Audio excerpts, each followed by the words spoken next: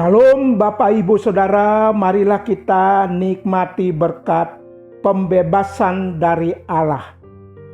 Marilah kita berdoa sebelum membaca dan merenungkan firman Tuhan. Ya Tuhan, sungguh kami bersyukur Engkau masih memberi kami kesempatan untuk mendengarkan firman-Mu. Bahkan kami bersyukur Engkau membebaskan kami dari cengkeraman maut karena dosa-dosa kami. Di dalam Tuhan Yesus kami berdoa. Amin. Bapak, Ibu, Saudara, firman Tuhan sudah tersedia. Marilah kita baca dan kita renungkan bersama. Firman Tuhan yang tertulis dalam Yesaya 41 ayat 1 sampai ayat 7. Marilah kita baca ayat yang keempat yang berkata demikian. Siapakah yang melakukan dan mengerjakan semuanya itu? Dia yang dari dahulu memanggil bangkit keturunan-keturunan. Aku Tuhan yang terdahulu, dan bagi mereka yang terkemudian, aku tetap Dia juga. Bapak, Ibu, Saudara, dalam kasih Tuhan, beberapa waktu yang lalu sebuah stasiun televisi menayangkan adanya beberapa penjara yang kondisinya, yang kualitasnya termewah di dunia. Namun beberapa penghuninya tetap saja mempunyai kerinduan untuk bebas dari penjara itu. Hidup bebas di luar penjara adalah impian, kerinduan dari penghuni penjara itu sendiri. Demikian pun kita akan merasa lega bila hidup kita ada di alam bebas. Tentu dengan catatan jangan sampai menyalahgunakan kebebasan yang Allah karuniakan, yang kita miliki sebagai karunia pemberian daripada Allah. Bapak, Ibu, Saudara, dalam kemurahan Allah, dari perikop firman Tuhan yang kita baca dan renungkan saat ini, mengungkapkan beberapa hal yang sangat penting untuk kita nikmati sebagai umat Allah yang berhubungan dengan kebebasan hidup kita. Nabi Yesaya menyampaikan berita pembebasan bagi Israel dari pembuangan di Babilonia. Dan syukur Allah menggenapi janjinya. Allah punya cara untuk mewujudkan janjinya itu kepada umat Israel. Allah menghadirkan penguasa dunia yang baru yang dipakainya sebagai alat untuk membebaskan Israel. Babilonia akan ditaklukkan oleh Raja Kores dari Persia. Ayat 2 dan ayat 3. Raja Koreslah yang akan memerintahkan Israel kembali ke Yerusalem untuk menikmati kebebasan. Kembali dari tempat pembuangan untuk menikmati hidup yang baru di negeri sendiri.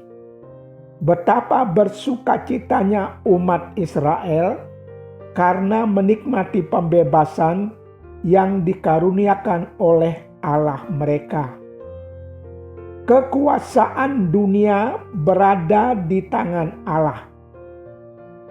Allah adalah Tuhan yang terdahulu dan yang terkemudian. Ayat 4. Kasih Allah tidak berkesudahan. Allah berdaulat atas sejarah bangsa-bangsa. Ayat 1. Karena itu, Allah dapat memakai siapa saja dan apa saja sesuai kehendaknya untuk menggenapkan janji dan rencananya.